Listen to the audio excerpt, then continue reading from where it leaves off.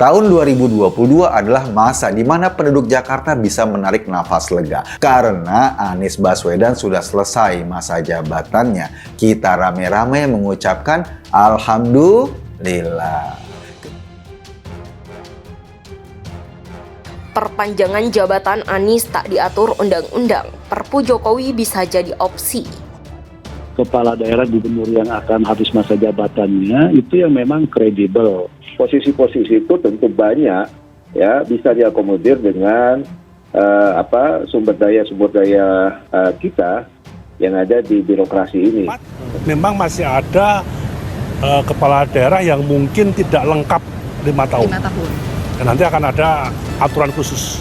Kok rasa-rasanya tidak akan cukup gitu ya untuk menjadi semua pejabat yang saya kira jumlahnya cukup ratusan. Tentu ini kemandirian, independensi, netralitas, dan dia tidak tarik-menarik kepentingan politik bisa dihindari. Ini yang menjadi penting menurut saya. Jangan sampai penjabat ini adalah mereka yang sebenarnya kulitnya saja tidak berpolitik, tapi pada level prakteknya dia berpolitik.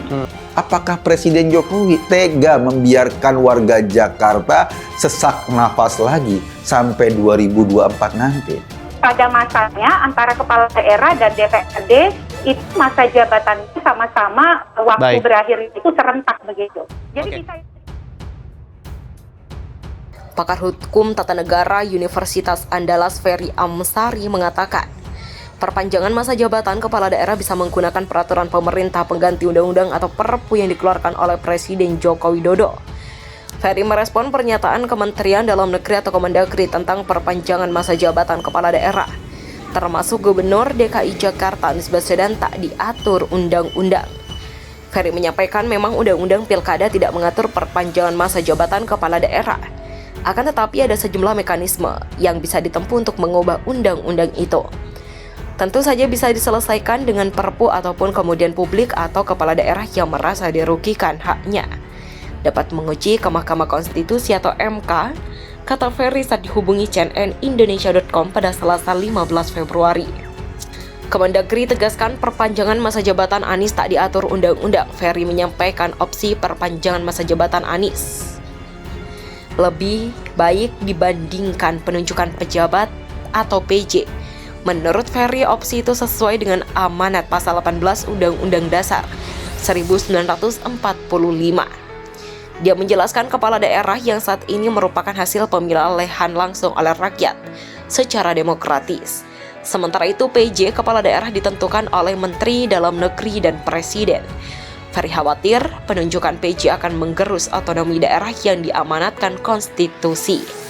Pasalnya daerah akan dipimpin oleh orang-orang pilihan pemerintah pusat. Penentuan PJ jauh lebih mendatangkan mudarat dibandingkan melanjutkan kepala daerah yang sudah menjabat, ujarnya. Ia memahami alasan pemerintah pusat kemungkinan tidak akan mengambil opsi perpanjangan masa jabatan kepala daerah. Dia berkata, kewenangan pemerintah pusat khususnya Kemendagri akan sangat besar dengan skema yang ada saat ini. Di titik tertentu usulan itu akan memproduksi kewenangan Kemendagri, padahal kita ketahui pilihan Kemendagri dan sangat politis, apalagi menyambut tahun-tahun politik. Begitulah tuturnya.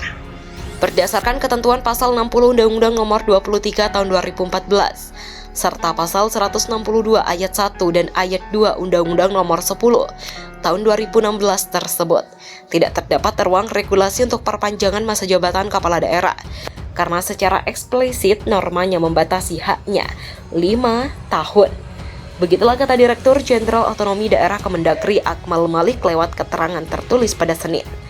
Berdasarkan Undang-Undang Pilkada, seluruh pemilihan kepala daerah akan digelar serentak pada November 2024.